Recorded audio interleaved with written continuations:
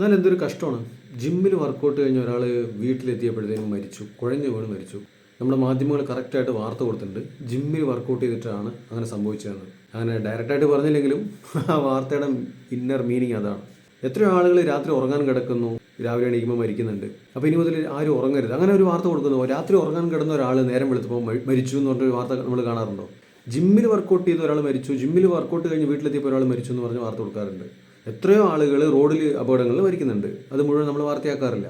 ഈ ജിം എന്തോ വലിയ കുഴപ്പമാണെന്നാണ് ഇവർ പറയാതെ പറയുന്ന ഒരു കാര്യം. ആരോഗ്യം സംരക്ഷിക്കാൻ ലക്ഷക്കണക്കിന് ആൾക്കാരാണ് ഒരു ദിവസം ജിമ്മിൽ വർക്കൗട്ട് ചെയ്യുന്നത്. ലോകം മുഴുവൻ നോക്കുകയാണെങ്കിൽ കോടിക്കണക്കിന് ആൾക്കാർ. ഇവർ മുഴുവൻ മരിക്കുന്ന ആളുകളുടെ നമ്മൾ കണക്കെടുക്കുകയാണെങ്കിൽ 1% പോലും ആളുകൾ ജിമ്മിൽ വെച്ച് മരിക്കുന്നില്ല, അല്ലെങ്കിൽ വർക്കൗട്ട് കഴിഞ്ഞ് മരിക്കുന്നില്ല. ചീത്തപ്പേര് മുഴുവൻ ജിമ്മിനാണ്. പിന്നെ അതിൻ്റെ താഴെ വേറെ കമൻസ് വരും, വാക്സിനാണ് പ്രശ്നം, വാക്സിൻ അടിച്ചതിന് ശേഷമാണ് ആളുകൾ ഇങ്ങനെ കുഴഞ്ഞു വീണ് മരിക്കുന്നത്. മനുഷ്യൻ നമ്മളെല്ലാവരും അങ്ങോട്ട് പറ്റിക്കുകയായിരുന്നു. ഈ ഗവൺമെൻറ്, ഈ സിസ്റ്റം, ഇലുമിനാറ്റി എന്നൊക്കെ പറഞ്ഞിട്ട്. ഇനി വരും പുതിയ പുതിയ വാർത്തകളൊക്കെ നമ്മുടെ മാധ്യമങ്ങൾക്ക് ഒരു ഉളുപ്പില്ലാതെ അടിച്ചുവിടാൻ പറ്റും.